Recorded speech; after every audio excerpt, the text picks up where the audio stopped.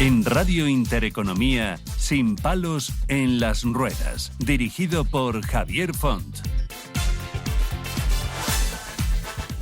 Hola, ¿qué tal? ¿Cómo están? Otra vez por aquí. Pues nada, yo encantados de volver a poder transmitirles a través de las ondas muchísimas cosas de interés. Miren, vamos a empezar por una noticia muy esperanzadora, sobre todo para personas con lesión medular, y es que, pues dos personas con paraplegia causadas por lesiones parciales en la médula espinal dicen que han conseguido volver a caminar gracias a la aplicación de estimulación cerebral profunda en la parte del hipotálamo lateral, algo que todavía a día de hoy ha estado totalmente desconocido.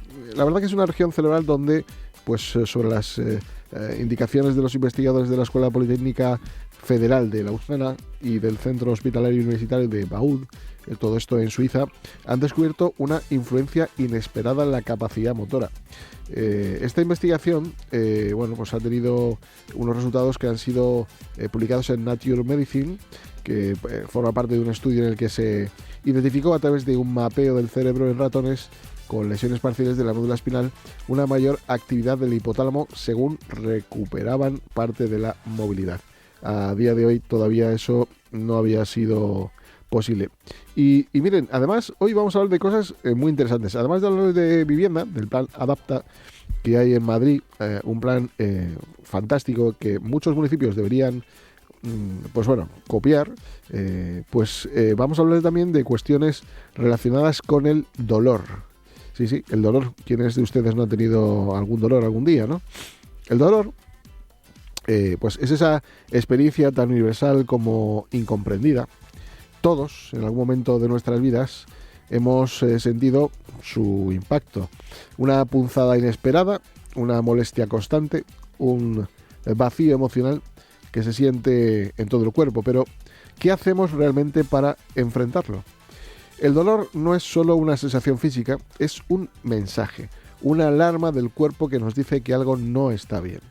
Sin embargo, cuando se prolonga en el tiempo, cuando se vuelve crónico, deja de ser un aviso para convertirse en un auténtico enemigo que roba calidad de vida, una auténtica pesadilla. Es aquí donde entra en juego la ciencia y en particular las unidades del dolor, esos espacios especializados que combinan tecnología, medicina y humanidad para revolver algo tan importante y valioso como es nuestro bienestar, nuestra calidad de vida.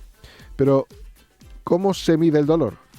A diferencia de una fiebre, el dolor no tiene termómetro. Es subjetivo y cada persona lo siente de manera única. Cada uno tiene su umbral y ninguno tan siquiera es parecido el uno con el otro. Por eso, en las unidades del dolor se utilizan herramientas como escalas numéricas, cuánto le duele del 1 al 10 y cuestionarios que analizan no solo la intensidad del dolor, sino su impacto en la vida diaria. ¿Puede uno dormir? ¿Puede uno trabajar? ¿Puede disfrutar de sus seres queridos? Bueno, cuando ya tenemos dudas sobre esto, ya hay que empezar a plantearse que algo hay que hacer con la salud. Sin embargo, las unidades del dolor no solo buscan medir, sino también aliviar. Estos equipos multidisciplinares, compuestos por médicos, psicólogos, enfermeros o fisioterapeutas, ofrecen tratamientos que van desde medicamentos especializados hasta terapias innovadoras como la estimulación eléctrica, la neuroestimulación o el uso de la luz infrarroja. La meta no es solo reducir el dolor, sino también ayudar a las personas para que retomen el control de sus propias vidas. Pero muchas veces el dolor no se ve y por eso es ignorado. Las personas que lo padecen enfrentan no solo al sufrimiento físico, sino también a la incomprensión de quienes a veces les rodean. Miren, el dolor no es solo una cuestión médica, es una cuestión de humanidad. Al tratar el dolor de una persona, no solo aliviamos su sufrimiento, le devolvemos su capacidad de soñar, de trabajar, de amar, de vivir plenamente. Hoy les invito a reflexionar si el dolor es inevitable. ¿Qué podemos hacer para enfrentarlo mejor? Para acompañar a quienes lo sufren y para seguir un sistema que garantice el acceso a estas terapias para todos. Porque combatir el dolor no es solo un acto de ciencia, es un acto de justicia. Así que acompáñenos y vean.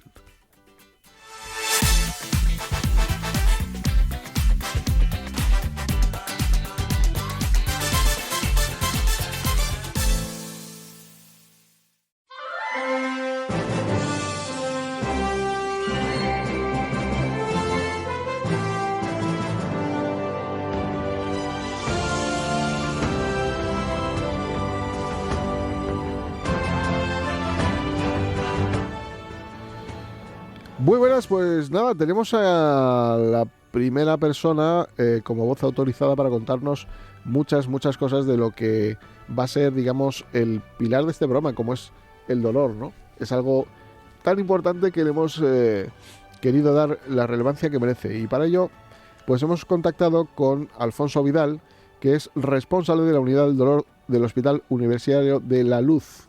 Don Alfonso, ¿qué tal? Buenos días. Hola, buenos días. Muchas gracias por la oportunidad de participar en su programa. Gracias a usted por estar con nosotros y por contarnos cosas muy curiosas sobre el ámbito del dolor, que desde luego es algo que no deja vivir a muchas personas, ¿no? La unidad del dolor es una unidad, usted corríjame si me equivoco, que esté especializada en manejar tratamientos de tipos de cuadros o de cuadros dolorosos, ¿no? Complejos, ¿no? Especialmente aquellos que resisten a tratamientos convencionales habitualmente, ¿verdad? Bueno, digamos que el dolor no es una cosa que sea de un tipo de especialistas u otros, ni de unos pacientes u otros, ni de unas personas u otros. El dolor es muy democrático, afecta a todos y afecta tanto a los pacientes como a los profesionales. Lo que pasa es que las unidades de dolor han surgido para dar respuesta a ese tipo de dolores que son un poquito más complejos, que no se controlan con las medidas convencionales y que necesitan tratamientos muy específicos. Esto es lo que hacemos nosotros en las unidades de dolor. Claro, cuando hablamos de dolor y cuando solventamos el dolor, no sé si esto significa que el problema principal que genera el dolor se elimina, sino que quizás lo estemos enmascarando, ¿no? Bueno, el dolor es, digamos, la manifestación habitualmente de algún tipo de patología. Dice la definición de la Sociedad Internacional del Dolor que es una experiencia sensorial y emocional relacionada con una lesión que es real o es potencial, o se expresa de tal manera, es decir, me duele como si me hubieran pinchado y a lo mejor tú no ves que te hayan pinchado, pero lo expresas de esta manera. Entonces, casi siempre el dolor es un mecanismo de defensa que sirve para entender que tienes un daño. Lo que pasa es que hay veces en que ese daño o ha desaparecido o nunca ha estado, pero tú lo percibes de esa manera. Por eso es por lo que a veces es sencillo abordarlo y a veces extremadamente complejo. Hablando un poco más cercanamente a lo que nos afecta a nosotros, sabe que es un programa que hacemos desde una entidad que atiende a personas con discapacidad y bueno, pues que sabe un poco de este asunto. Cuando hablamos de dolores neuropáticos, ¿esos dolores también se pueden tratar con algún tipo de tratamiento para reducir ese malestar general? Bueno, a mí me gusta decir a todos los pacientes, esta es mi actitud frente a la vida, que siempre hay una esperanza, siempre hay una respuesta. Y luego, a veces la respuesta no es tan buena o tan rápida o tan intensa como nosotros queríamos. Sí hay respuesta para el tratamiento del dolor neuropático, lo que pasa es que es un tratamiento que es distinto en alguna medida de los tratamientos convencionales, con medicamentos y con estrategias que varían un poco. Son medicamentos que actúan específicamente sobre la conducción, sobre los canales de sodio, sobre todo como los anestésicos locales, y que, bueno, dan una respuesta que hoy por hoy no es óptima, pero sí es suficiente, desde luego mucho mejor que lo que teníamos antes, que era nada. ¿Y qué tipo de tratamiento hay para cada circunstancia? Entiendo que hay uno concreto. ¿Qué tipo de medicina o tratamiento, no sé, de neuroestimulación o se aplica? Bueno, digamos que nosotros, en la medida de lo posible, siempre intentamos, lo primero, entender el problema. Si el problema tiene que ver con algún tipo de daño y ese daño se puede resolver, tienes una herida, tienes una fractura, tienes una lesión del tipo que sea, y esa lesión tiene cura, tiene control, esa lesión hay que tratarla. Tienes un herpes, por ejemplo, y ese herpes te produce dolor, hay que tratar el herpes, curar el herpes, pero además hay que tratar el dolor del herpes. Entonces, una cosa es tratar el herpes, que se va a ir tratando, y otra cosa es el dolor. A veces el herpes desaparece y el dolor persiste, entonces hay que seguir tratando ese tipo de dolor. Contemplado esto como primera idea, es decir, saber el qué, lo siguiente es saber el cómo. Y el saber el cómo es que existen varios tipos, varias familias de medicamentos dedicados al tratamiento del dolor, desde los más simples, que son los analgésicos antiinflamatorios, como puede ser el ibuprofeno, el ketoprofeno, el arcoxia, celecoxib, quiero decir, multitud de este tipo, el paracetamol, el metamizol, y luego tenemos ya un nivel un poquito más avanzado, que serían medicamentos derivados de la morfina, opioides menores como la codeína, como el tramadol, y posteriormente opioides mayores, como puede ser la oxicodona, como podría ser la morfina, el fentanilo, la buprenorfina. Estos 3 escalones, digamos, son los escalones tradicionales que la Organización Mundial de la Salud definía para tratar el dolor, la famosa escalera de la OMS. Y a esa escalera se añade otro factor que otros autores fueron añadiendo, que es lo que llaman la barandilla. Y esa barandilla son los medicamentos para esos otros cuadros que tienen que ver con el estreñimiento, con el escozor, con la molestia de otro tipo, que son lo que llamamos neuromoduladores o coadyuvantes, casi siempre antidepresivos o antiepilépticos, que son especialmente útiles en el tratamiento del dolor neuropático. Si estos 3 escalones fallan, todavía tendríamos un 4º escalón, que serían estos procedimientos más invasivos de colocar dispositivos, una especie de marcapasos, que podemos colocar dentro del cuerpo, en la columna vertebral, y que actúen sobre la transmisión nerviosa con pequeñas corrientes eléctricas. También tenemos la posibilidad de implantar pequeños dispositivos que liberan sustancias analgésicas dentro del interior del sistema nervioso. La suma de todos estos factores es un poco lo que nosotros hacemos. Existen otras terapias como estimulaciones magnéticas transcraneales que están ahora mismo en estudio, o como la utilización de dispositivos lumínicos que pueden generar una interacción. Esto está en estudio, todavía no está generalizado, pero es una enorme esperanza. Y, doctor, en una unidad del dolor suele haber un equipo multidisciplinar. Entiendo que hay fisioterapeutas, puede haber reumatólogos, puede haber médicos internistas, enfermería, trabajadores sociales. ¿Qué relación, qué conexión guardan todos ellos en un momento determinado para mejorar la situación del dolor, más allá de lo que puede hacer la medicina, ¿no? Ajá. Bueno, a mí me gusta poner ejemplos que yo creo que se entienden bien, como puede ser el de un equipo de fútbol, digamos, o una orquesta. Oye, claro que va bien que todos marquen goles, pero normalmente los que tienen que marcar los goles son unos, y otros lo que tienen es que controlar el juego, y otros lo que tienen es que pararlos. ¿Puede uno tomar actitud distinta en una unidad del dolor de la que a priori sería? Sí, pero lo normal es que si hay una terapia física, la vayan a hacer rehabilitadores o fisioterapeutas. Si lo que se necesita es un intervencionismo quirúrgico, lo hagan neurocirujanos.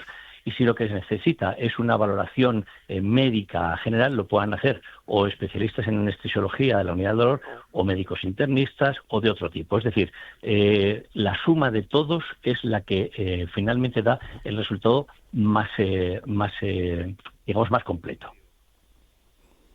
Y normalmente, cuando ya alguien es derivado a la unidad del dolor,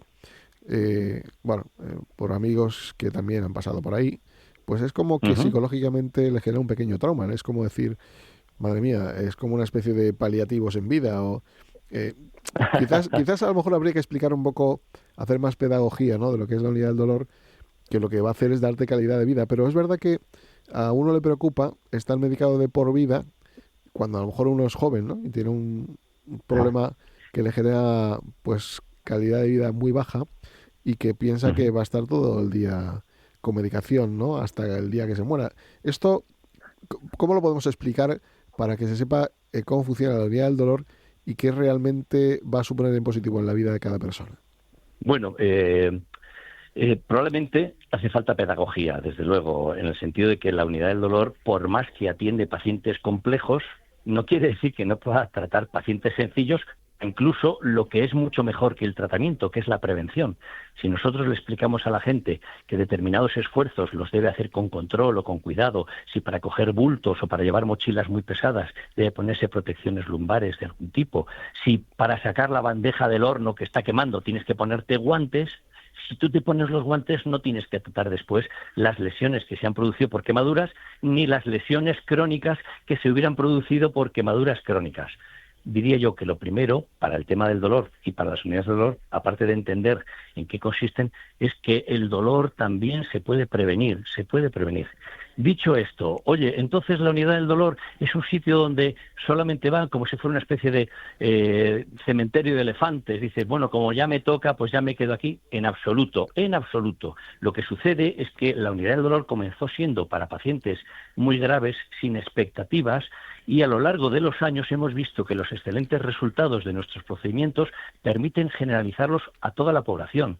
Si tú estás con una incomodidad, con un sufrimiento relacionado con un daño que tuviste, pues con una operación que te hicieron, con una cosa, y con una radiofrecuencia o con un bloqueo conseguimos que se reduzca o que desaparezca ese dolor, ¿por qué tener que estar esperando a tener 90 años y estar lisiado? No, hombre, no. El primer día, el segundo día que vemos que lo convencional no te sirve, tenemos que dártelo. Nosotros no estamos para pacientes, digamos, terminales, que también los trataríamos si hace falta, sino para todos aquellos que no han respondido a las medidas convencionales. Y eso pues puede ser, por ejemplo, con todo el respeto, la reina Leticia de España, que según parece tiene algunos trastornos en la marcha y en la posición y que precisa un tratamiento más o menos estable, que pasa por dejar de utilizar determinado tipo de calzado y, si es necesario, aplicarle terapias analgésicas. Insisto, yo digo que esto es un ejemplo que es general.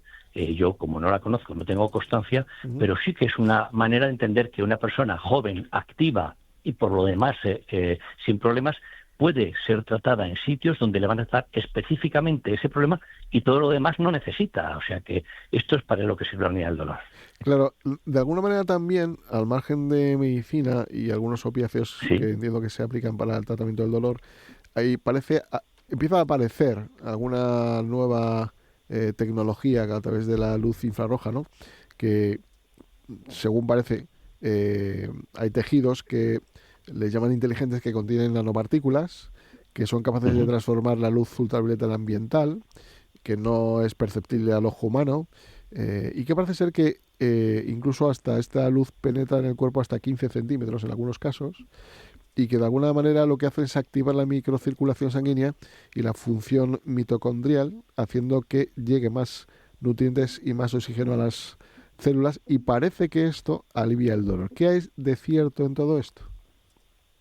Bueno, hasta donde yo sé, la luz infrarroja y la luz ultravioleta no son capaces de penetrar nada más que un poquito el tejido. Pero lo que sí podemos hacer es colocar dispositivos que emiten luz dentro del cuerpo.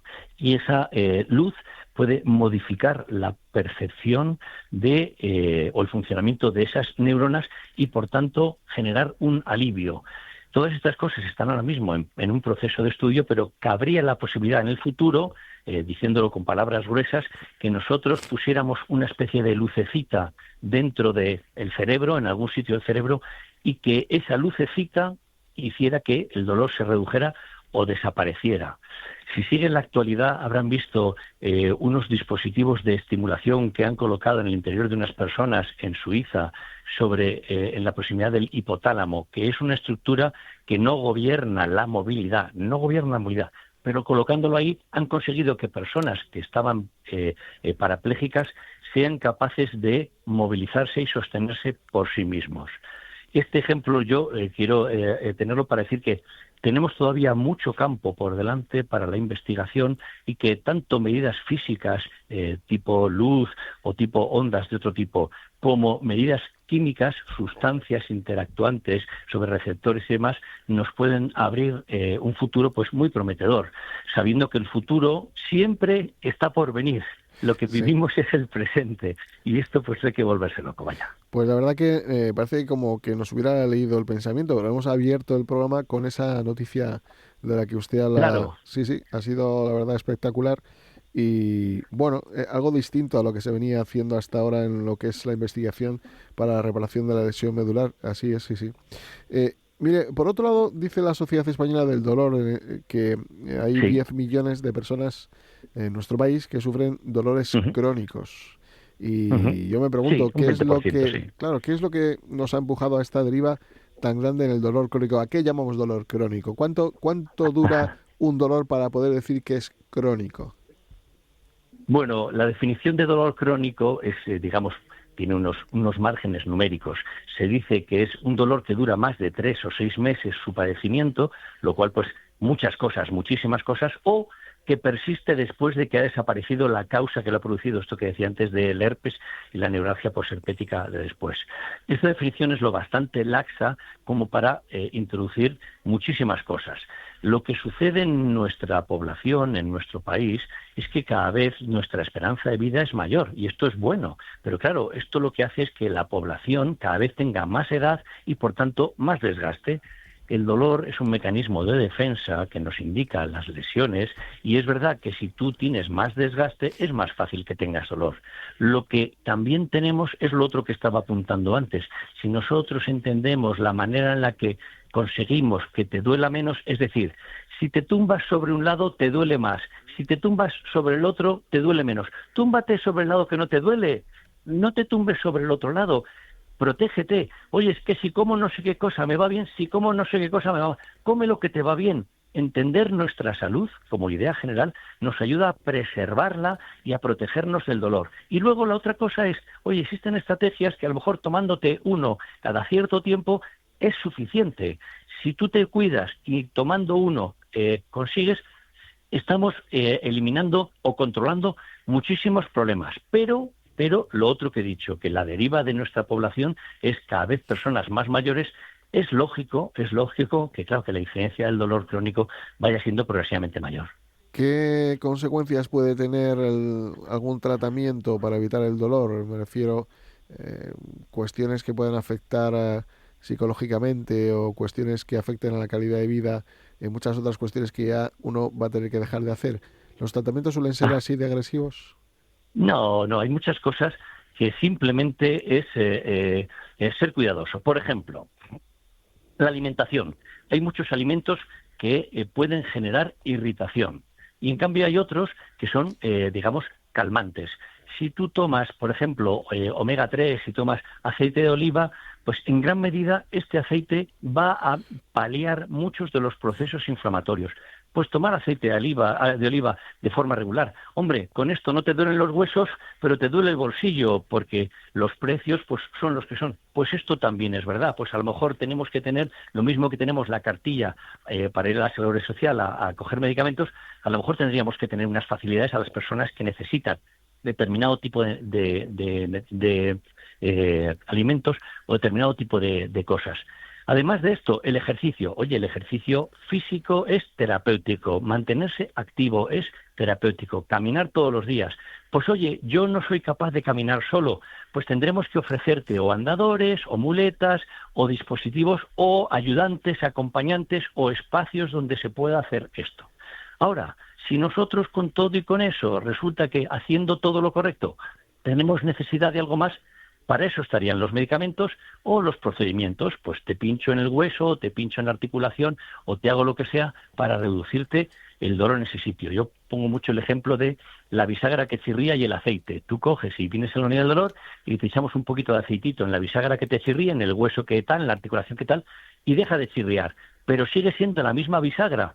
Entonces es muy importante entender que no te puedes volver loco, que aunque se te quite el dolor, tienes que seguir siendo prudente, sigues teniendo que levantarte o sentarte de las sillas o de los coches o de las cosas de una forma que sea cuidadoso para tus articulaciones, que tienes que ser prudente en general en todas las cosas. Y doctor, la Sociedad Española del Dolor también indica una cifra muy alarmante de un 37% de la infancia que padece este dolor crónico. ¿A qué se debe todo esto? Bueno, es que estamos en lo mismo. Si nosotros hablamos de un dolor mantenido y te están saliendo las muelas y resulta que las muelas te tardan en salir 2 años, pues 2 años que te está doliendo. Si resulta que tienes un proceso de crecimiento en el que los huesos y las articulaciones están, digamos, estirándose contra esto, pues esto explica. Pensar que la infancia tiene patología grave, crónica, incurable, etcétera, esto no es así, pero que sí que es necesario entender que a las criaturas se les están padeciendo dolor y que ese dolor tiene que entenderse y controlarse. Esto, claro que sí. No hay ningún dolor igual ni ningún paciente igual, entiendo, ¿no? Claro, bueno, mire, yo uso un ejemplo que creo que es sencillo. Tú miras un rebaño de cebras de estas Sí. de África, y las ves todas iguales, son todas iguales. Sí. Sin embargo, te fijas y su pelaje es como una huella digital. Todos es distinto. Lo mismo nos pasa a las personas. A lo mejor las cebras cuando nos ven a nosotros dicen, estos humanos, todos iguales. No, cada persona es muy parecida porque tenemos una naturaleza, tenemos un genoma que es semejante, tenemos una forma de vida y sin embargo cada persona es distinta. Yo digo que nosotros cuando los pacientes vienen tenemos que hacerles un traje a medida. Lo que pasa es que a veces el traje a medida, cuando tú vas a una tienda, llegas y ¡pum!, te queda como un guante. Y dice, no, es que a ti el traje tipo te sirve. Pero a otros hay que ponerles un poquito más de manga, un poquito menos de cuello, o un poquito más de ternera, o quiero decir, esto es lo que en la medida tenemos que hacer. Ahora, existen estrategias globales, generales, que son extrapolables para gran parte de la población. Pues doctor Alfonso Vidal, responsable de la Unidad del Dolor del Hospital Universitario de la Luz, de la Clínica Quirón Salud, muchísimas gracias por todas estas cuestiones que nos ha contado, porque la verdad que el dolor es algo a veces insufrible y que resta calidad de vida. Y si, bueno, pues con estas unidades del dolor y con el trabajo que médicos como usted pues realizan, nos dan calidad de vida, pues bienvenido sea. Así que gracias por todo lo que nos ha explicado. Bueno, muchísimas gracias a ustedes por permitirme participar en su programa. Un placer. Gracias por todo. Vamos Gracias. un Encantado. segundito a Hasta consejos ahora. publicitarios y volvemos.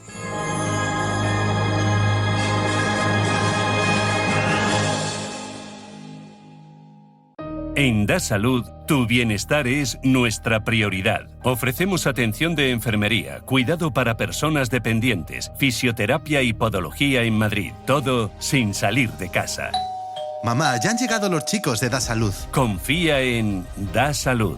Da Salud. 651-441-021 o dasalud.es.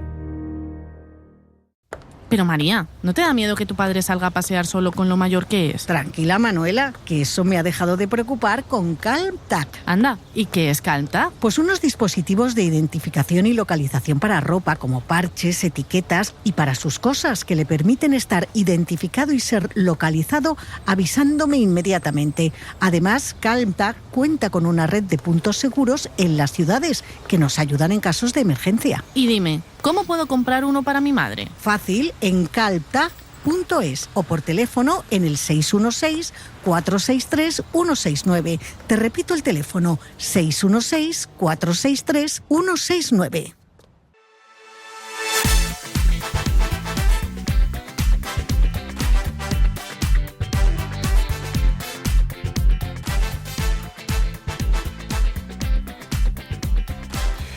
Bueno, Beatriz, ¿qué tal? ¿Cómo estás? ¿Qué tal? Te echamos Buenos días. en falta, ¿eh? Sí, tantos Sí. días, ¿no? Hombre, claro. Siempre es muy ameno verte por aquí a contarnos cosas muy interesantes. Hoy nos vas a hablar de los cuidados, ¿no? Sí. Pues cuéntanos. Los cuidados son proporcionados por auxiliares de enfermería y la ventaja que tiene es que tienen muchísima experiencia en ámbito hospitalario, en centros de días, entonces están muy acostumbrados a tratar constantes vitales, cambios posturales, vigilancia de la piel, hacen traslados de la cama a la silla, del silla a la cama, para un poco también evitar esas úlceras por presión, la circulación sanguínea que fluya bien. Quienes nos escuchen, Da Salud es una empresa que se dedica a este tipo de cuestiones, ¿no? Y que además, como bien dice Beatriz, lo hacen con un alto grado de profesionalidad. ¿Qué tipo de cuidados son los más demandados? Los más demandados son traslado de cama a silla o sillón. Al terminar el aseo rutinario de la mañana, pues el familiar no puede con su persona al cuidado, entonces vamos, o sea, son servicios puntuales, no hace falta que estemos todo el día para hacer un traslado, Sí. Vamos, hacemos el traslado, luego si quieren echar la siesta volvemos a pasarlo a la cama, eso es uno de los servicios que más nos demandan. Otro es la vigilancia, sobre todo nocturna, ¿no? Pues si los familiares están cansados también de estar todo el día con esa carga, pues por la noche acudimos nosotros, es una vigilancia activa. Le hacemos los cambios posturales cada 4 horas, también si hay que acompañarles al aseo o hacerle un cambio de pañal, bueno, pues eso también. Durante el día muchos familiares están trabajando, no pueden faltar o pedir una mañana para una prueba médica, una pequeña intervención, pues va el personal con la ventaja que como trabaja en ámbito hospitalario y en sanitario, se entera muy bien de lo que quiere trasladar el médico a la familia y bueno, pues... y es eso, es acompañamiento y movilizaciones, es lo que más. Un día vamos a hacer un programa especial sobre cambios posturales, qué importantes son. Sí. Aquí que tenemos a Nacho, ¿qué tal? Hola, ¿Cómo ¿qué tal, estás? Javier? ¿Cómo estamos? Porque son importantísimos para evitar escaras y, bueno, a veces se convierten en cuestiones muy peligrosas, Sí, ¿no? sí. Además, también juega un papel importante, lo puede decir nuestro compañero, que el cuerpo se entumece, entonces Sí. empieza a perder masa muscular también, pues se intenta evitar un poco pues de contracturas, en fin, de tanto tiempo en la misma posición. Es muy importante las descargas. ¿Y dónde se puede informar la gente que si quiere hablar con Da Salud? ¿Qué En hacemos? www.dasalud.es, escribiendo un correo a info@dasalud.es o en los teléfonos 651-441-021 o 651-502-821. Pues Beatriz, muchísimas gracias por toda la información que nos das y por los servicios que hacéis, ya digo, de movilizaciones, de descargas, de ayuda en la alimentación también, ¿verdad? También, sí. Ayuda también en la deambulación, También. en el control de la medicación, Sí. también. Bueno, y todo lo que son RCP y constantes vitales. Sí. O sea, es como tener el hospital en el domicilio, con una atención personalizada y especializada y bueno, pues haciendo una valoración global de lo que es la piel, respiración, constantes vitales. Yo vuelvo a insistir en el tema de evitar escaras por presión, porque Sí. la gente piensa que las heridas salen desde fuera hacia adentro y es al revés. Sí. La herida viene de dentro hacia afuera, el hueso roce empuja. del hueso con la piel Efectivamente. Una estructura dura y ahí es donde empieza ya a la sangre no circular bien. Y de ahí muchas veces hablamos de los cojines antiescaras, de los colchones antiescaras, ¿no? Sí, porque uno de los peligros principales es, como decíamos, las fuerzas de cizalla que hay. Entonces, en el momento que existe cizalla, existe una rotura a nivel celular. Y entonces esa rotura lo que hace es básicamente generar que la célula muera. Y al morir la célula, es lo que notamos nosotros, lo de desde dentro hacia afuera. Porque se te muere, digamos, la célula a nivel microscópico y eso genera una cascada que se va deteriorando todo se va necrosando la piel, ¿no? Y todo efectivamente. eso. La diferencia un poco de cuando nos encontramos en una situación de isquemia, la isquemia tú le cortas el riego sanguíneo, pero la célula tiene un tiempo para poder sobrevivir, ¿no? Esto es un poco lo que nos pasa cuando nosotros estamos sentados un buen rato, que notamos el culete, nos empieza a dar señales, notamos que estamos entumecidos, entonces nos pide el cuerpo que nos movamos. Pero en el caso de las úlceras, cuando el paciente no se puede mover o está encamado, o está en una posición en la que no se puede mover, la úlcera no solo viene por la presión, sino que también viene por esa fuerza. Nos lo anotamos en la agenda y en el próximo programa haremos un especial sobre esto porque me parece muy, muy importante. Beatriz Párraga, muchísimas gracias de nuevo. Encantada. Esperamos Un saludo verte para todos. pronto otra vez por aquí. Gracias. Seguro que sí. Gracias.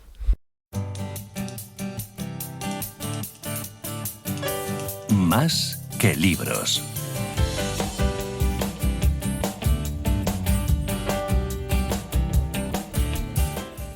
Qué alegría, sintonía y qué maravilla, porque hablamos ya ahora de cultura y sobre todo de cuestiones pedagógicas y que animan a ver y a llevar la vida de otra manera. Miren, vamos a hablarle de, dice así, a lo largo de nuestra existencia, la ira, el miedo, el dolor, el apego, la ansiedad, el deseo, el estrés o la envidia serán fieles compañeros de viaje. Son emociones inherentes al ser humano. Por ello, en lugar de intentar evitarlas, parece razonable aprender a reconocerlas y gestionarlas no como un lujo, sino como una necesidad ineludible para navegar la vida con serenidad. Hablamos del libro Manual para la Serenidad, escrito por Pepe García, que tenemos al otro lado del teléfono. Es conocido como el estoico. Es licenciado en Derecho con un máster de liderazgo y bueno, hoy hemos querido contactar con él para que nos cuente un poco pues qué es lo que ha escrito. Pepe, ¿qué tal? ¿Cómo estamos? Buenas tardes. Hola, ¿qué tal? Buenos días, ¿cómo estáis? Encantado de saludaros. Pues gracias por estar con nosotros y por contarnos cuestiones súper interesantes derivadas de la escritura del libro que has publicado recientemente. ¿Qué significa para ti la serenidad? Bueno, pues es una buena pregunta. La serenidad para mí es, como para los estoicos, ¿no?, en que me baso mucho en su filosofía, es estar con ausencia de tormenta, ¿no?, que es esta palabra que significa ataraxia en griego, ¿no? En el griego es serenidad de espíritu, tranquilidad del alma, y el otro día le preguntábamos a un amigo griego qué significaba en griego y actualmente significa ausencia de tormenta, en un sentido meteorológico, pero seguramente también emocional, ¿no? Así que para mí la serenidad es eso, estar en un estado de reposo de esa agitación mental que todos llevamos hoy en día dentro. Y bueno, no es algo seguramente constante, pero sí que se puede alcanzar en ciertos ratitos del día. Nos falta pararnos a pensar, reflexionar, no tomar medidas o reacciones en caliente, porque a veces somos muy viscerales y parece como que tuviera que venir alguien de fuera a decirte, no, para, piensa, deja que esto amaine un poco, que a veces las cosas se arreglan solas, no siempre, pero bueno, a veces sí. No sé, ¿cuál es el primer paso que hay que hacer para reducir un poco los sentimientos del corazón y aumentar más los de la cabeza? Pues muy interesante esto que dice, ¿no? Es lo mismo que decía Emerson en un libro que tiene, que es muy bonito, que se llama La autoconfianza, que dice que cuando te lo dice uno de fuera parece como que lo confías más, ¿no? Pero que si te lo dices tú mismo no es tan importante, ni tan sabio. Y yo creo que es muy acertado lo que comentas. Yo creo que se puede empezar por algo muy sencillo, que resulta tremendamente retador hoy en día, que es parar de vez en cuando, ¿no? A lo largo del día, en esos ratitos que tienes muertos, a lo mejor muchas veces, porque para mucha gente, pues los que tenemos hijos, por ejemplo, es difícil encontrar un momento para respirar solamente, o para pensar un poco en tu vida, para escribir un poco. Yo siempre digo que si alguien no puede hacerlo en casa, idealmente por la mañana o por la noche antes de irnos a dormir, pues hacerlo en ratitos muertos, ¿no? Pues esa parada de metro, al final, en vez de sacar el móvil siempre constantemente, ¿no? A ver qué hay en redes, pues en ese ratito en el metro, o ese ratito en el baño, o ese ratito que estás esperando en la cola del médico o de algún sitio público, parar y respirar un poco, ¿no? Y preguntarte cómo está yendo el día, cómo te sientes, por qué le has hablado mal esta mañana a alguien, o qué ha podido suceder ahí, qué ha podido aparecer. Y simplemente con esos ratitos del día, como decía Marco Aurelio, ¿no? El emperador estoico, si eres capaz de retornar a tu armonía con cierta frecuencia, poco a poco irás encontrándola más fácilmente, ¿no? Así que yo creo que encontrar esos ratitos en el día, no hace falta que sean 50 minutos, con hacer algunas paradas de 2 o 3 minutos es suficiente. Y nos podemos entrenar para controlar nuestros sentimientos, porque hay personas que son muy viscerales, otras que son más tranquilas, pero no todos somos iguales. ¿Eso Claro. se puede entrenar o es algo innato que uno ya nace con esa habilidad, digamos? Sí, hoy en día sabemos que hay cierta predisposición genética y luego también influye mucho el entorno, ¿no? Hay personas, como tú bien dices, que son más tranquilas y pues eso lo tienen un poco más de base, ¿no? Se toman la vida de una manera más ligera o con más perspectiva. Y sobre todo para quienes sean más viscerales, que creo que las vísceras también son útiles, ¿no? Muchas veces no sacan de muchos problemas, pero quien sea pues más iracundo, tenga esa cierta tendencia automática al estrés o a la ansiedad o al enfado o a la prisa, pues obviamente tendrá que hacer un trabajo extra, ¿no? Pero al final el trabajo hay que hacerlo. O sea, eso se entrena, se desarrolla igual que tú entrenas un músculo. Cuando tú más te paras a pensar, a reflexionar o a simplemente respirar, no se trata tampoco de dejar la mente en blanco, ¿no? Sino simplemente parar un poco del ritmo, ¿no? Parar un poco del móvil, parar un poco de la prisa, parar un poco del estrés, parar un poco de todo lo que hay que hacer, de las listas interminables, ¿no? Pararse a respirar, pararse a cultivar esa serenidad, a revisar los pensamientos, las emociones, y hay 1000 técnicas, ¿no? Por ejemplo, yo una que recomiendo en el libro es hacer 10 respiraciones profundas, 3 veces al día, o 5 si eres un maestro Jedi, ¿no? 5 veces al día, son 5 minutos al día, 10 respiraciones lentas, y te puedo asegurar que después de terminar esas 10 respiraciones lentas no vas a ser igual que como estabas emocionalmente hace a lo mejor un minuto antes, ¿no? Es simplemente por una razón biológica, ¿no?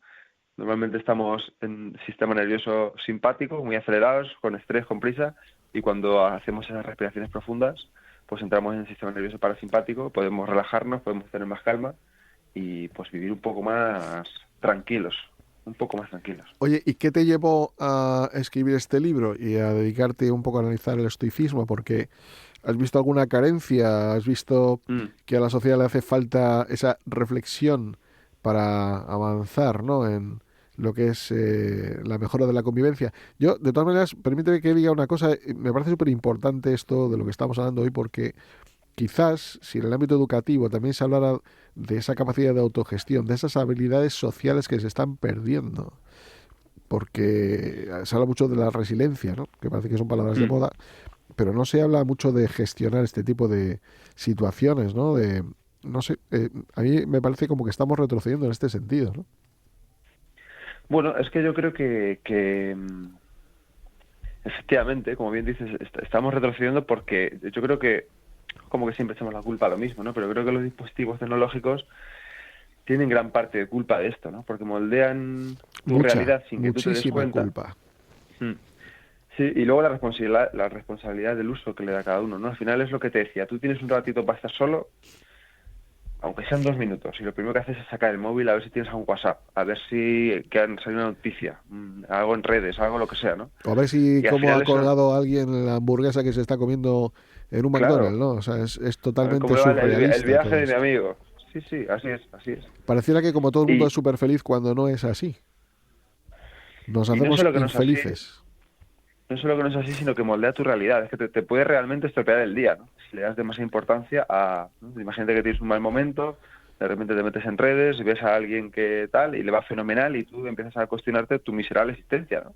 Y dices, madre mía, pues si yo no soy tan feliz, ¿por qué no? Y en vez de hacer eso, pues igual deja el móvil en un sitio y hace unas respiraciones, piensas un próximo viaje sobre algo, ¿no? Yo qué sé, algo distinto, algo que idealmente requiere algo manual, que no estés siempre conectado a una pantalla. Pero pues están, yo siempre, y esto lo digo en el libro también, ¿no? Que están diseñadas por los cerebros más inteligentes del mundo y es como que estamos condenados para luchar una batalla contra algo que está hecho para ganarnos. Hemos construido una generación de cristal y eso nos va a costar muchos disgustos, ¿no? Oye, en tu libro hablas de la metáfora del jardín interior para hablar de la mente, de las emociones, ¿no? ¿Cómo cultivamos este jardín en un entorno tan acelerado y a veces tan complicado como el que vivimos hoy? Pues un poco de lo que ya hemos venido diciendo, y aquí creo que cobra especial relevancia el prestar atención a los pensamientos, ¿no? Porque al final esto es muy difícil de hacer, pero uno tiene ese cierto poder interior para ver los pensamientos, ¿no? Cualquiera que haya meditado sabe esto bien, y se pueden ir sustituyendo poco a poco por otros, ¿no? Que es lo que recomendaban los estoicos. Al final, ese tipo Pierre Hadot, ¿no? Que ya murió hace unos años, escribió que el estoicismo era la filosofía del dominio del discurso interior. Pues ese dominio del discurso interior lo entiendo como un jardín, bueno, pues que no puedes dejar ahí, no puedes abandonar a la buena suerte, ¿no? A ver si eso se cultiva solo. Pero hacemos eso con la mente, ¿no? De alguna forma pensamos que lo sabemos todo y que estamos hechos para hacer eso sin ningún tipo de cultivo, como bien digo, de entrenamiento, y yo creo que es fundamental, pues eso, ir a las actividades, a las ediciones más antiguas. Porque a mí siempre me gusta decir que cuanto más antiguo es el problema, más antiguo es la solución, ¿no? Y al final este problema del discurso interior no es nuevo, y este de la prisa tampoco, lo que pasa es que ahora es peor que nunca, pero hay que tratar de prestar atención a la mente y poco a poco pues ir regándola, ir podándola, ir cortando las malas hierbas e ir prestándole cariño y atención, ¿no? Como hace como jardín. Pues Pepe García, seguiremos regando ese jardín de la felicidad. Muy bien. Así que gracias poco. por lo que haces y mucha suerte, mucho éxito en este manual para la serenidad, ¿no? que escribes y que desde luego parece cuando menos muy interesante. Muchas gracias por todo. Por el espacio. Gracias, chao. Venga, hasta ahora.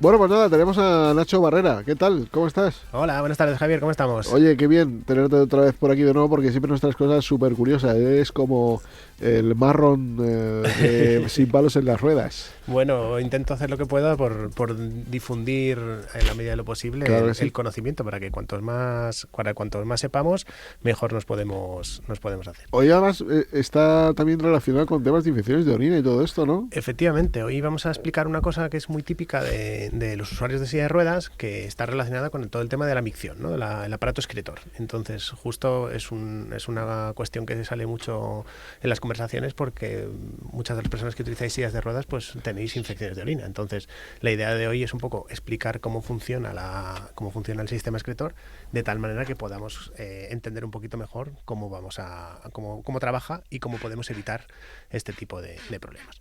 Entonces, hoy he traído un pequeño modelo que luego grabaremos un pequeño vídeo para redes para que lo podáis ver, pero básicamente vamos a explicar. Hace una semana estuvimos hablando del aparato excretor, lo que sería el intestino grueso y cómo funciona toda la parte de cómo vamos al baño, cómo hacemos la defecación, y hoy vamos a hablar un poco de la micción. Entonces, bueno, todo el mundo conocemos un poco de oídas lo que hace la función de los riñones, que es básicamente esos filtros por los que pasa la sangre y se dedican a captar todas esas sustancias que queremos deshacernos, ¿no? Entonces, como residuo de ese trabajo acaba generándose la orina, que se almacena en la vejiga.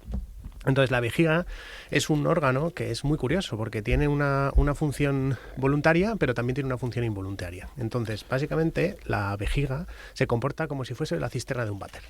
Es un poco, ese es el ejemplo que yo pongo siempre. Sí. Entonces, si tú, una cisterna de váter, no tuviésemos ese sistema que cuando sube el nivel del agua se bloquea la llave, cuando el agua llegase hasta un límite se desbordaría, ¿vale? Entonces, el sistema que tiene la cisterna con un pequeño flotador que cierra la llave cuando está a determinado nivel, nosotros también lo tenemos en el cuerpo, es algo parecido.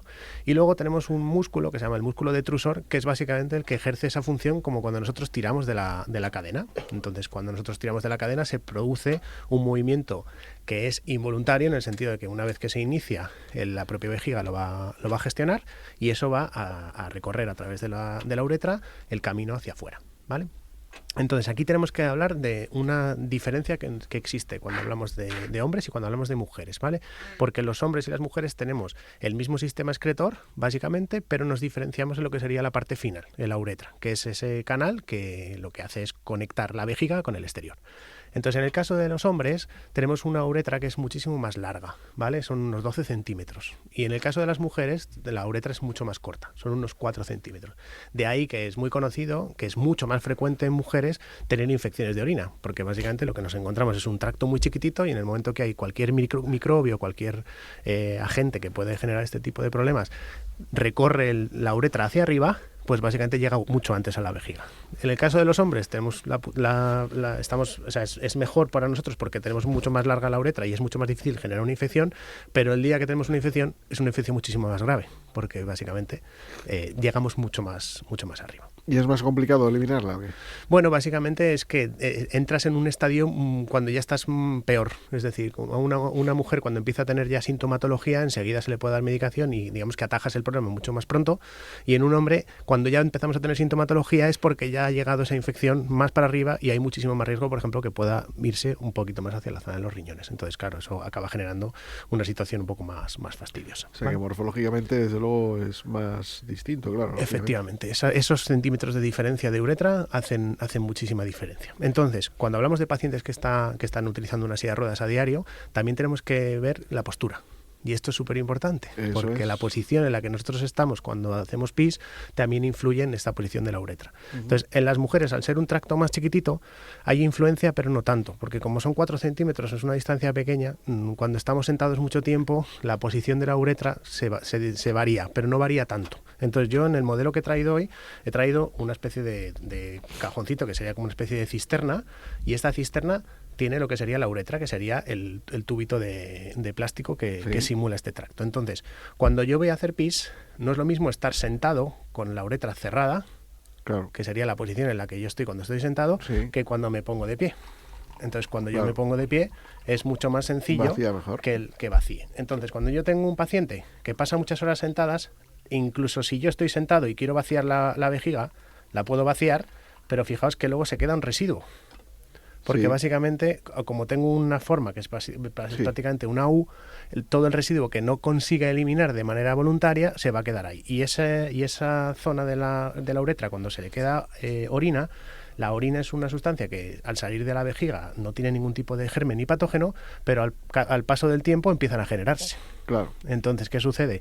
Pues en muchos casos los usuarios de silla de ruedas tenemos hiperprostasias, Sí. que es básicamente una inflamación que se genera derivado de que hay un residuo miccional que se queda en la uretra y como se queda ahí retenido hasta la próxima vez que vayamos a hacer la siguiente... Genera bacterias, ¿no? Efectivamente. Entonces, ¿cómo podemos aliviar esto? Bueno, pues lo más importante es que nosotros intentemos generar vaciados miccionales lo más efectivos posibles y esto lo mejor que podemos hacer es estar de pie. Cuando yo me pongo de pie, sale perfectamente. Si no me puedo poner de pie porque no tengo la capacidad, Eso es, sí. tendríamos que intentar siempre que los sistemas de vaciado, por ejemplo las botellas, etcétera, estuviesen en una posición muy hacia abajo, de tal manera que la posición de mi uretra estuviese lo más abierta posible, evitando lo que sería el típico sifón que nos encontramos. Entonces, esto se puede conseguir también utilizando sillas que te ponen en basculación anterior, es decir, que te elevan un poquito y te bajan la posición. Entonces, de estar en esta posición en horizontal, te inclinas un poquito hacia adelante y eso favorece que tu ángulo de cadera se abra y eso genera que se abra precisamente la vía miccional. Y así conseguiríamos que esto no pasase. Y cuando no puede uno miccionar por sí solo, pues efectivamente luego tenemos este problema añadido cuando tenemos pacientes que no tienen capacidad para controlar la micción. Hay diferentes opciones. Lo normal, aunque es un poco más incómodo, es utilizar las sondas. Básicamente una sonda lo que hace es meter un tubito a través de la uretra que llega a introducirse dentro de la vejiga. Entonces digamos que mantenemos las compuertas siempre abiertas. Entonces en cuanto empieza a caer la orina generada por los riñones, se mete a través de ese catéter hacia lo que sería la bolsa de recoger la orina y entonces esa persona todo el rato está soltando. Es incómodo porque lo tienes que llevar, si tienes sensibilidad es incómodo, si no la tienes es cómodo, entre comillas, porque no tienes que estar preocupándote más que de mirar cuando tienes la bolsa que hace falta vaciar. que eso al final son también cuestiones relacionadas con vejigas neurógenas, ¿no? Efectivamente, ese es el otro problema, que hay a veces una afectación neurológica y esta cisterna que nosotros antes que estaba mencionando se mueve descontroladamente y a lo mejor de repente cuando no tiene que hacerlo se vacía. Porque al final es un estímulo que tú le estás mandando a la vejiga de vejiga, vacíate. Sí, y hay veces que no vacía. Efectivamente. También. Y tú le quieres darle la señal y no vacía. Entonces tienes que hacer lo que se llama pues una maniobra de vaciado de la vejiga utilizando una sonda, digamos, que se utiliza manualmente, que los usuarios son instruidos para poder utilizarlo y hacer esos vaciados, digamos, preventivos. Es decir, cada 2 horas vacío. O por presión también, O por ¿no? presión. Y esa sería la otra parte que también se puede utilizar la presión. Pero cada paciente es un mundo. Siempre que hemos hablado de lesiones medulares, sobre todo, hay personas a las que algunas cosas están alteradas, otras están menos alteradas, pero lo que sí que nos encontramos es que gracias a que hay muchas alternativas tecnológicas podemos casi encontrar solución a casi todas las situaciones. ¿Qué recomendaciones de higiene podemos dar? Porque también la higiene es fundamental, pues, ¿no? Precisamente esto es uno de los temas que generan las infecciones. Es decir, no tener una correcta higiene, por ejemplo, tener las manos lavadas o utilizar guantes que estén totalmente desinfectados, asépticos, y saber colocártelos, que esto es todo un arte, porque claro, la parte que está fuera del guante está aséptico, pero en cuanto nosotros lo tocamos deja de estar. Entonces, utilizar material que esté obviamente cuidado y que tenga básicamente esté protegido por todo el sistema de seguridad, con los básicamente pues el utillaje que se utiliza y que se compra en farmacias normalmente, y luego tener una correcta higiene de manos para cuando vayamos a manipular, ¿vale? Luego, evidentemente, cuando son personas dependientes que son terceros, ¿no? También es importante que eso lo explican mucho en Parapléjicos de Toledo, cuando las personas adquieren una lesión medular, la higiene de quienes van a manipular toda esa zona, que es importante, ¿no? Y todos los días lavar y todos los días... Y sobre todo tener en cuenta esto, la vejiga es un ambiente estéril.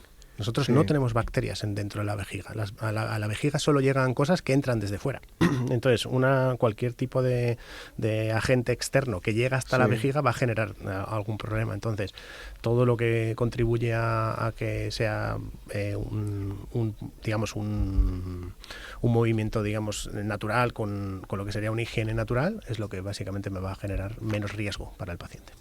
Pues Nacho, muchísimas gracias por lo que nos has contado, que me parece súper interesante, y te emplazo ya a ir preparando uno sobre heridas, sobre escaras. Por supuesto, pues nos vamos con ello. Y lo vamos a vincular sobre todo con el material ortoprotésico, con cojines, tan importante, colchones antiescara, cambios posturales. Efectivamente, eso es crucial para una persona que lo necesita. Pues muy bien, pues nada, Nacho, oye, nos vemos la semana que viene. Nos vemos la semana que viene. Gracias. Venga, hasta ahora. luego, chao, chao.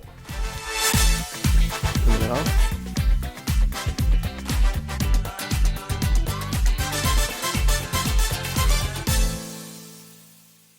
¿Eres empresario o autónomo y te gustaría pagar menos impuestos? En Arwis te ayudamos a reducir tu factura fiscal de 2024. Si quieres saber cómo, visita arwis.es y contacta con nuestros asesores. Aprovecha esta oportunidad y tramita tu deducción antes de final de año. Arwis con W. Arwis.es.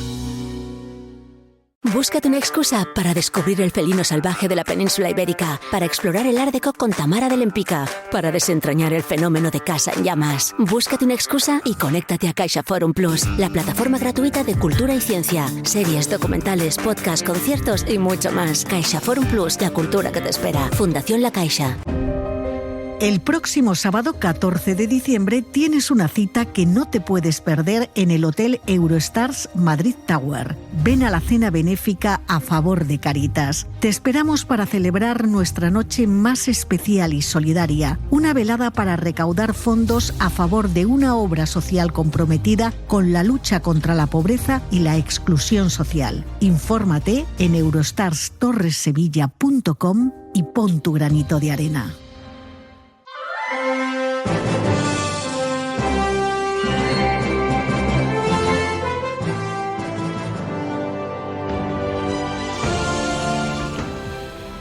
Bueno, pues vamos a hablar de un tema que es pionero en toda España.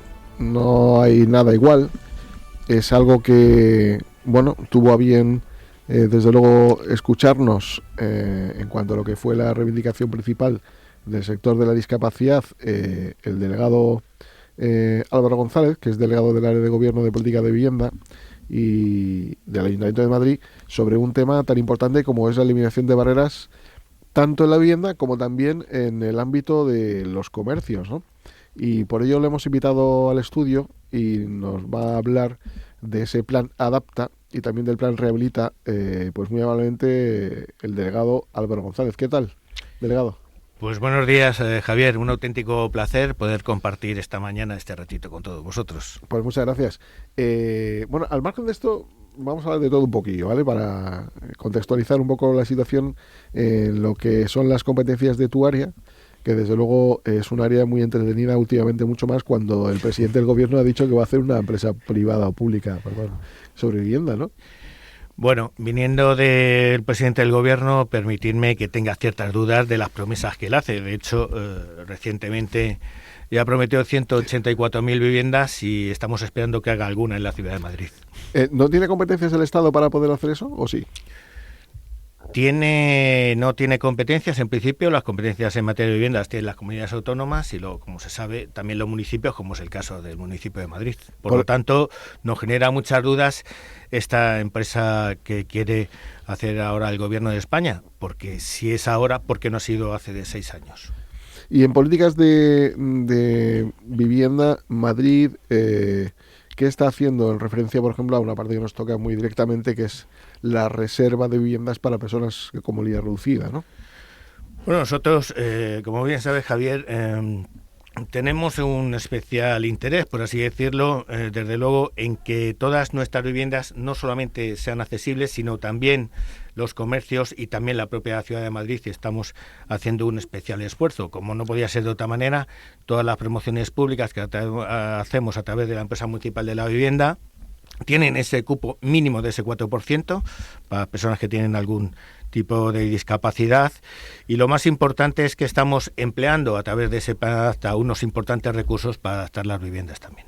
Claro, y a ello voy, que es una de las finalidades por la que le hemos invitado, que es para hablar de ese plan Adapta y plan Rehabilita, que son dos planes distintos, pero bueno, en definitiva intentan hacer una misma función, que es eliminar barreras, por un lado la vivienda y por otro lado en los comercios, ¿no?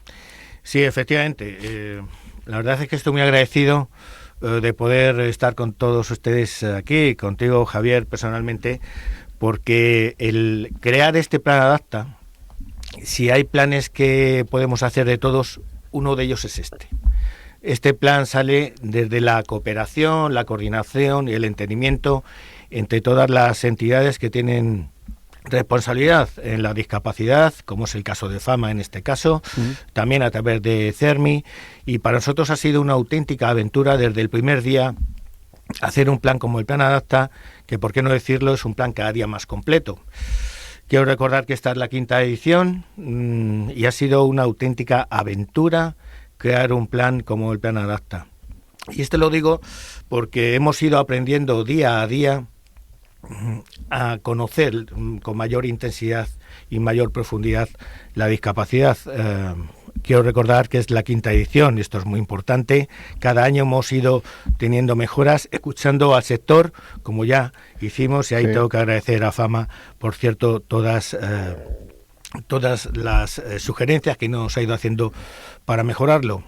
En un primer momento lo dotamos de 3 millones de euros, ya está en 4 millones de euros, y desde luego es compatible con el Plan Rehabilita, que persigue algo muy importante para nosotros, que es la accesibilidad universal.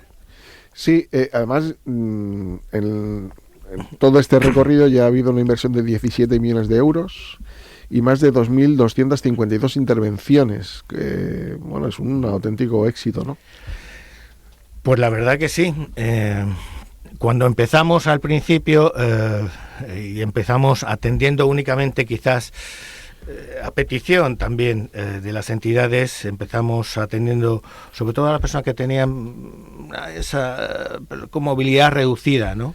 Y lo fuimos mejorando poco a poco. Al año siguiente ya incorporamos también otro tipo de discapacidades, como la discapacidad visual. Quiero recordar también que el 70% de las solicitudes que recibimos van orientadas a mejorar esa movilidad reducida dentro de los domicilios. Luego el 18% está más centrado también en la discapacidad visual, y también el resto pues ya entre las distintas discapacidades. Estamos hablando efectivamente de una inversión de 17 millones de euros a lo largo de estos 5 años, y ese plan ha ido incorporando múltiples mejoras escuchando al sector, y como decía al principio, ha sido una auténtica experiencia ir mejorando año a año, porque siempre parece que está completo, pero no está completo. Y entonces poco a poco hemos ido incorporando esas mejoras, que sin duda alguna ha servido para el objetivo, y el objetivo es que las personas con algún tipo de discapacidad no fueran prisioneras en su propio domicilio. Esto es una cosa muy dura de decir, que nosotros nos dimos cuenta, y la verdad nos satisface, porque para un político nada puede tener mayor satisfacción que ayudar a las personas, y en este caso me siento extremadamente orgulloso de haber, junto con todas las entidades del sector, conseguido un plan que es pionero, como bien decías al principio, y que, por cierto, es extrapolable a cualquier otro municipio, y ya me ofrezco desde estos micrófonos para ayudar a cualquier municipio a incorporar a sus políticas este plan. Pues parece que es fácil. No es fácil todo esto que se ha conseguido. Sabemos del esfuerzo que se ha hecho por parte del ayuntamiento, y no es fácil, y por supuesto lo más importante, que es una inversión, que es lo que hay que hacer, ¿no? Y es verdad lo que ha dicho Delgado con referencia a un problema que surge de la ley de propiedad horizontal, que gracias a que no se ha remodelado, pues hay más de 100.000 personas que todavía están en sus viviendas sin poder salir, ¿no? Es algo que el Ministerio debería de arreglar de una vez por todas, que yo no sé por qué esto no se solventa. Y con estas ayudas lo que hacemos es facilitar que las propias personas que están encarceladas en sus viviendas puedan salir, porque la ley de propiedad horizontal indica que si se percibe más del 75% de lo que es la rehabilitación de esa vivienda, la comunidad de vecinos no se puede negar a adaptar esa solución, ¿no? Y estamos hablando de que las subvenciones del plan Adapta cubren entre el 50 y el 90% de la obra que se va a realizar. Estamos hablando con un importe máximo de unos 30.000 euros. Efectivamente, es así. Esto es muy, muy importante, y es muy importante una cuestión que yo hacía referencia hace unos minutos, que es absolutamente compatible con el Plan Rehabilita. Esto es importantísimo, porque todas estas comunidades de vecinos que quieran rehabilitar su edificio y tengan una subvención del 75%, están obligadas, por supuesto, y además por ley, a rehabilitar su edificio y a acondicionarlo a esa discapacidad que pueda tener una de las personas que habite en ese edificio. Hace poco iba yo al distrito de Villaverde y me emocioné y esto es un hecho así, cuando vi a una persona, esta persona era mayor, 92 años, vivía en un cuarto sin ascensor, y gracias al plan Rehabilita me decía, gracias a esto puedo bajar a la calle, y además, algo más importante, no me tengo que mover de mi vivienda porque ya estaba buscando algún local para poder adaptar su vida a esas condiciones. Es que no nos damos cuenta, delegado, pero cuando hablamos de la soledad no deseada muchas veces se generan por esas barreras infranqueables que de alguna manera pues generan las propias barreras arquitectónicas en este sentido, ¿no? Pero ahora permíteme que haga un giro hacia una parte importante de eliminación de barreras en los entornos donde nos movemos a diario. Por ejemplo, cuando vamos a comprar la barra del pan, o cuando vamos a, no sé, comprar un décimo en lotería, o en fin, a movernos, ¿no?, por la ciudad.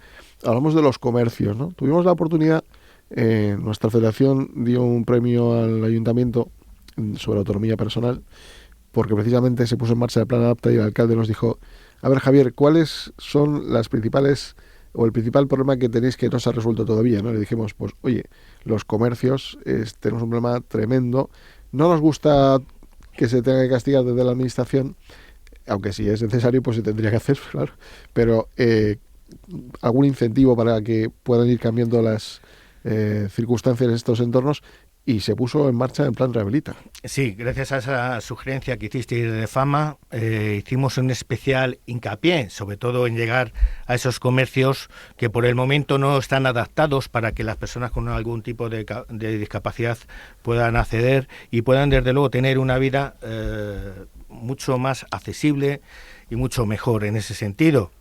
Y yo creo que fue muy importante.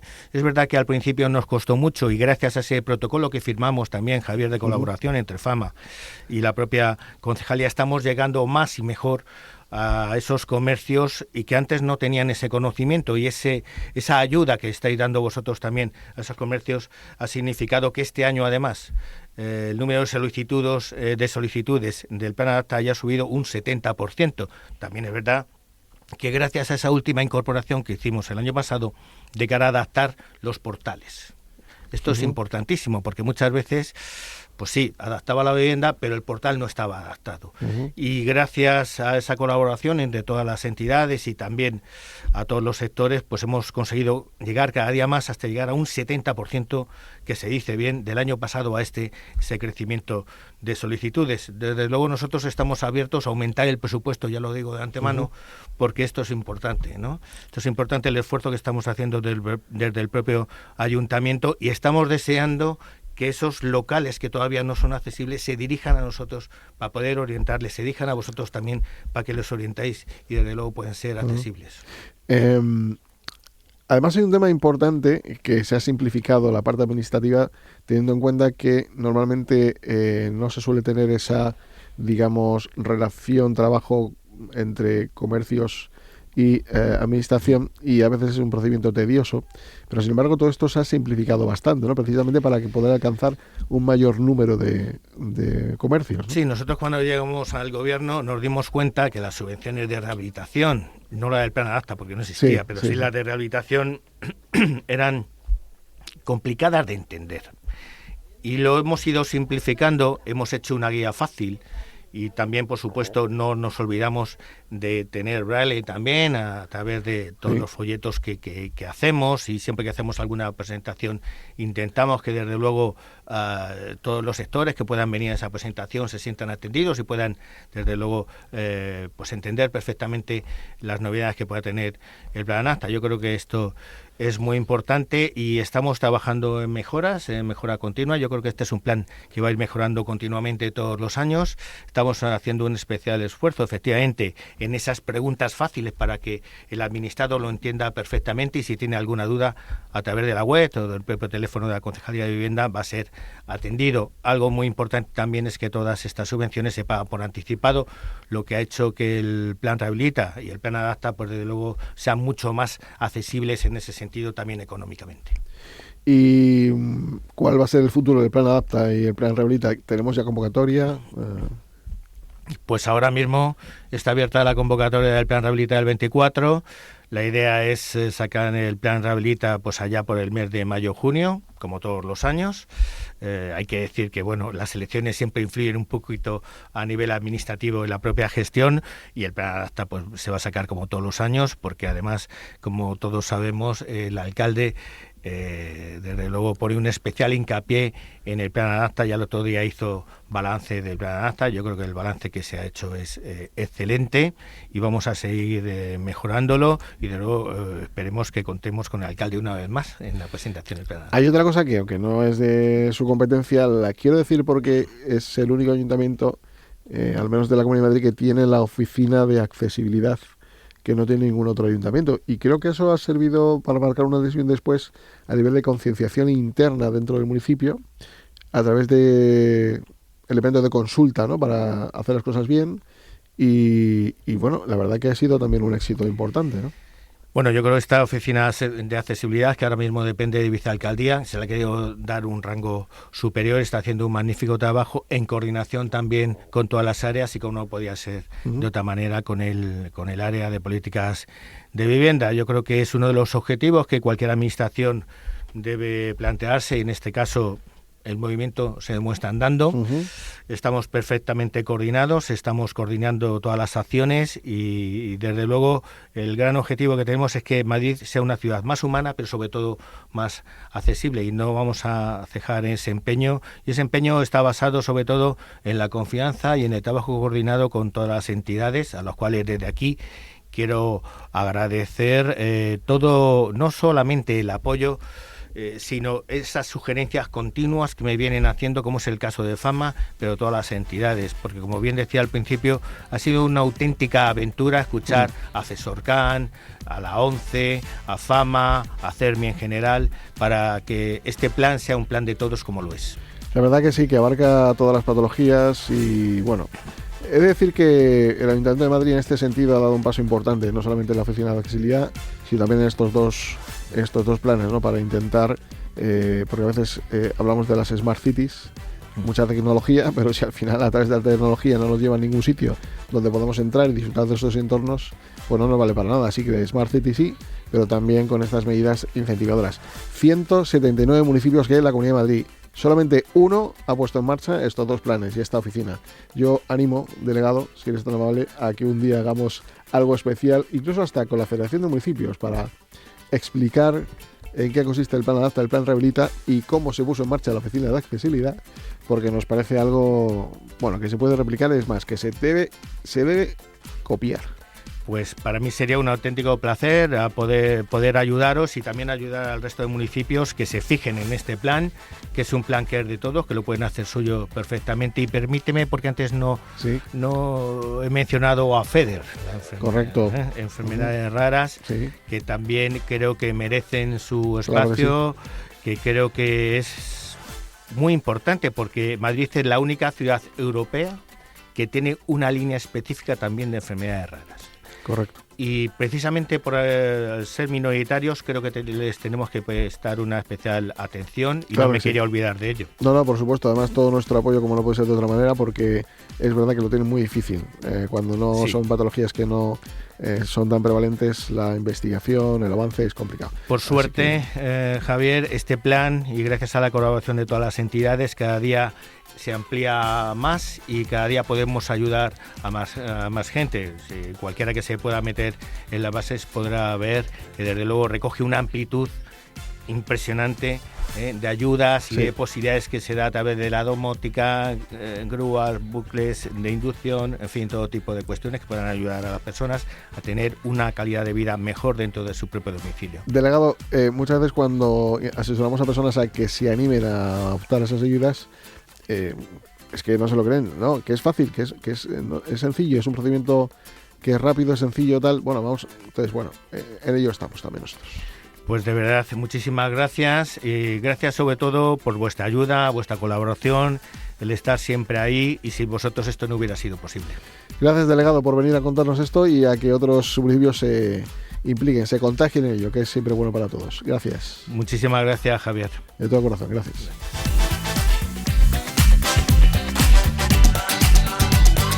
En Radio Intereconomía, sin palos en las ruedas.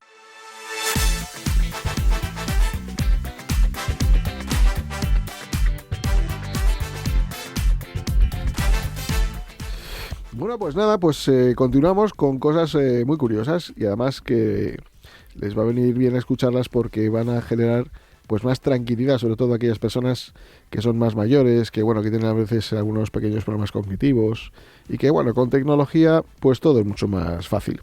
Para ello hemos llamado, está aquí con nosotros, a Carlota Pérez, que es CEO de CalmTAC, ¿no? Calm, me imagino que viene de calma, ¿no? Sí, así es. Muchas gracias. Es una innovadora solución tecnológica, ¿verdad? Que de alguna manera nos ayuda a tener localizado a ciertas personas, ¿no?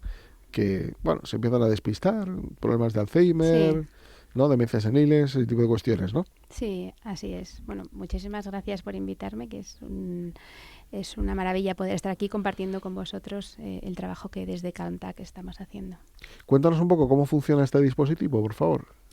Bueno, son diferentes dispositivos, pero principalmente lo que nosotros tenemos son dispositivos de identificación y localización que se pueden integrar, que se pueden poner en la ropa. Son desde etiquetas termoadhesivas que tienen una identidad única, un QR único, un NFC, que son las dos tecnologías de identificación que utilizamos y que nos permiten, en situaciones en las que nosotros no podemos hablar por demencias o incluso emergencias, simplemente escaneando avisan a nuestros familiares o cuidadores.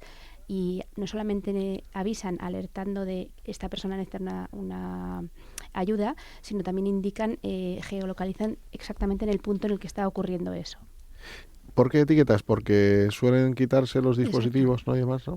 Sí, CalmTAC nace a partir de una experiencia personal de una persona que se desorienta, efectivamente, y que a pesar de tener a su disposición todo tipo de tecnologías de geolocalización, desde geolocalización en el coche hasta relojes o móviles, pues se desorientó, se perdió y cuando fue encontrado pues estaba hablando con una persona que no podía identificarle.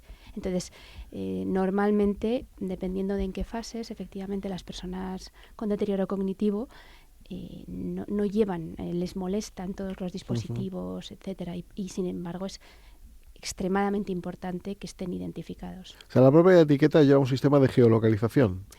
La propia etiqueta lleva un sistema de identificación y al escanear con un móvil, el QR o NFC, se comparte la ubicación, con lo cual estamos enviando una ubicación en tiempo real.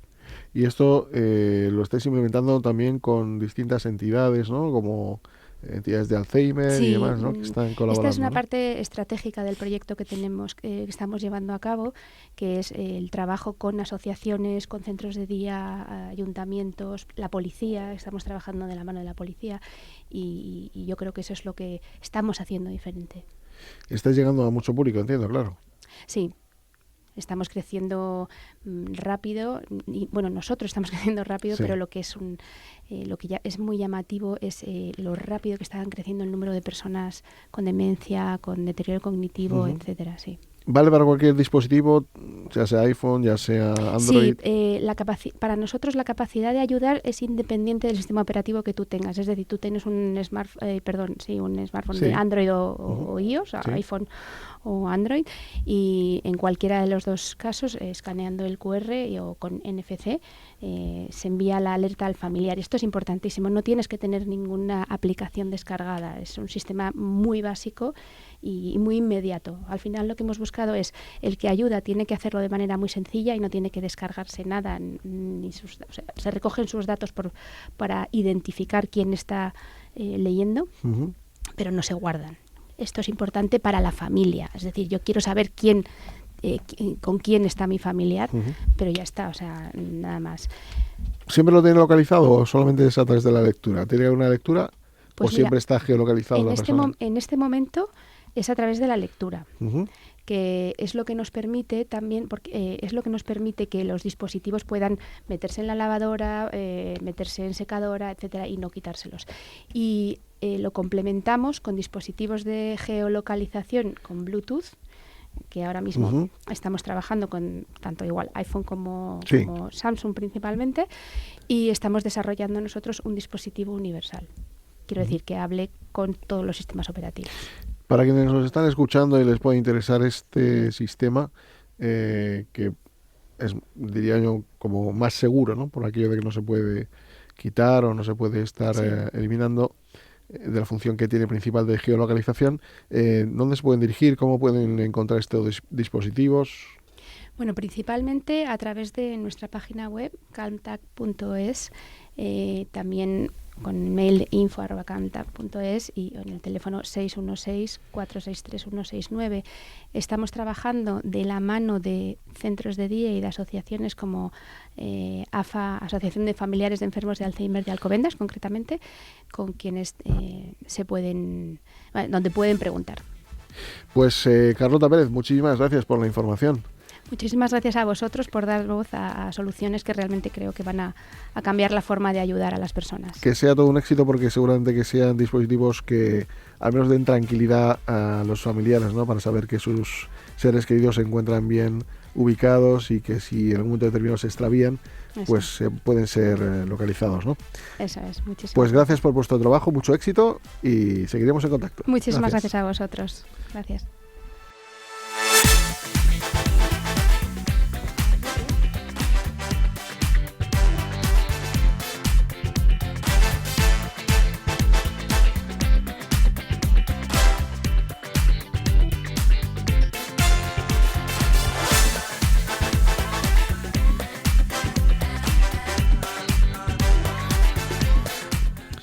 Bueno, y ahora vamos ya con nuestra sección jurídica que, bueno, nos van a explicar, en este caso Cristian, una vez más, nos va a dar una lección magistral sobre cuestiones muy, muy interesantes, ¿no, Cristian?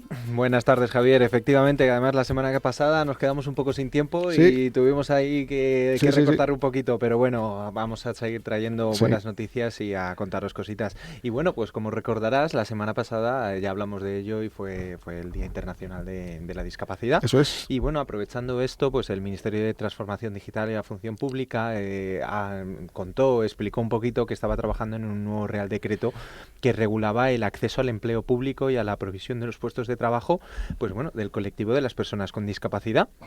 Y es que la actual normativa, Javier, data de 2004. Entonces, bueno, pues ya es hora de, bueno, pues de tratar de renovar estas normativas y sobre todo, pues algo que nosotros siempre venimos reivindicando, que es uno de los principales motivos por el que renuevan esta nueva normativa, que es al final adaptar todo a la Convención Internacional y a nuestras directivas de discapacidad, pero principalmente también a lo que buscan con esta nueva normativa es que, bueno, pues todos los avances sociales y tecnológicos que han ocurrido pues desde el 2004, que no son pocos, y todos estos cambios sociales que exigen, pues bueno, haya unos procesos selectivos que son más accesibles, más adaptados, y así una provisión de que se considere que las necesidades específicas de todas estas personas pues haya una igualdad de condiciones, igualdad de oportunidades y sobre todo pues reduciendo esas barreras físicas, tecnológicas y de procedimientos que muchas veces impiden que todas estas personas pues puedan acceder a estos puestos de trabajo del empleo público que bueno, pues por norma general pues se dificultan bastante. Entonces, el empleo público en el que estamos trabajando nosotros también para introducir la figura del asistente laboral, donde pretendemos que personas dependientes se incorporen a un puesto de trabajo, aunque sea dentro de lo que es la función pública, que dé calidad de vida, que aumente su autoestima, su bienestar, sus ganas de vivir, sus ganas de no estar viviendo la vida pasar simplemente, ¿no? Totalmente. Entonces, pues bueno, son todo poco a poco medidas que pueden ir ayudando al colectivo para seguir integrándose ya no solamente en el trabajo ordinario, sino también en el empleo público. Y además de producir un retorno al sistema que lo haga más sostenible, que creo que es algo que preocupa a las administraciones. Quiero decir que puede haber un retorno importantísimo con cuestiones muy sencillas de las cuales hablaremos en otro momento, porque son cuestiones que nos interesaría que muchos municipios copiaran, bueno, pues buenas prácticas que posiblemente pongamos en marcha ya en Madrid en breve. Totalmente. Y bueno, Javier, te querría hablar también de otra cosa que, bueno, pues que muchas veces no reparamos en ello, pero que es muy importante, y es que es el carné de conducir de las personas con movilidad reducida. Porque, como sabes, están las tarjetas de estacionamiento, que pueden ser para las propias personas que conducen o para cuando se les transporta. Pero, en concreto, hay un tema bastante interesante y que deberíamos hacer un poco de hincapié, debido a que, bueno, hace más de un mes el propio Congreso aprobó una proposición no de ley a través de la Comisión sobre Seguridad Vial, en el cual se instaba al Gobierno central, a través de la Dirección General de Tráfico, que se done a las autoescuelas más coches adaptados para personas con discapacidad, porque está muy bien tener la tarjeta de aparcamiento cuando tienes la movilidad reducida, pero si no puedes sacarte el carnet de conducir, pues ¿qué vamos a hacer? Entonces, como te comentaba, el Congreso instaba al Gobierno a adquirir a través de la Jefatura Central de Tráfico pues un número suficiente de vehículos adaptados para la posterior cesión gratuita a las escuelas particulares de conductores, para la formación de todos estos aspirantes con movilidad reducida a las jefaturas de provinciales y locales en relación al examen práctico, o incluso las clases prácticas que tienes que hacer antes de esto, porque te recuerdo, Javier, si no consigues tener un coche adaptado, muchas veces son las propias personas previamente a obtener el carné quienes tienen que adaptarse ellos mismos los vehículos. Entonces imagínate el gasto adicional. Claro, que ya no ni siquiera le estamos diciendo no vamos a ser si somos aptos o no, pero luego encima tengo que gastarme yo primero el dinero antes de ir a realizar el examen si no me posibilitan, que claro, imagínate tener que comprarte el coche antes de sacarte el carné. Ahora que lo dices, por ejemplo, en el Hospital Nacional de Parapléjicos de Toledo, lo que hacen es enseñar a las personas que adquieren una lesión medular, por las circunstancias que fueran, a conducir, y tienen vínculos directos con este tipo de empresas, ¿no? De autoescuelas, ¿no? Por cierto, quisiera decir algo, y es que a los ayuntamientos, cuando hablamos del tema de aparcamiento y demás, no se les olvide que con las zonas de bajas emisiones no se puede olvidar que hay que hacer políticas encaminadas a integrar a las personas con movilidad reducida, Totalmente. Que esas limitaciones están muy bien, pero que no se olviden que hay personas con movilidad reducida que su vehículo no es un capricho, sino que es un elemento imprescindible para poderse mover, para poder llegar a un puesto de trabajo, etcétera, etcétera, etcétera. Y que muchas veces el desembolso que les ha supuesto este vehículo, que no es el mismo que puede tener otra propia persona, es muy elevado. Entonces, el tener que obligarles a cambiar de vehículo así como así, muchas veces puede generar una dificultad añadida. Y al hilo de lo que comentábamos anteriormente, Javier, pues bueno, para todas esas personas que tienen dudas de cómo sacarse ese carnet de conducir, pues que sepan que, bueno, que al final el procedimiento también es muy sencillo, no es más difícil que el resto de ciudadanos. Lo único que en los centros de reconocimiento de conductores lo que van a necesitar es ese apto o ese no apto, y en el apto tienes que ver las condiciones restrictivas que te ponen para poder adaptar o para poder conducir, pero una vez que tienes el apto y las circunstancias que tienes que llevar a cabo para obtener el carné, luego son pruebas normales como otros cualquiera. Eso sí, como decimos, necesitamos más coches adaptados para que puedan sacar esos carnés de conducir. Bueno, pues si quieren más información pueden hacerlo a través de la página web de Fama, que es www.fama.org, o en el 91 593 35 50. Y nosotros nos despedimos, nos vamos tristes porque nos vamos, pero nos ponemos alegres porque cada vez queda menos tiempo para volvernos a ver. Así que hasta la próxima semana, hasta luego.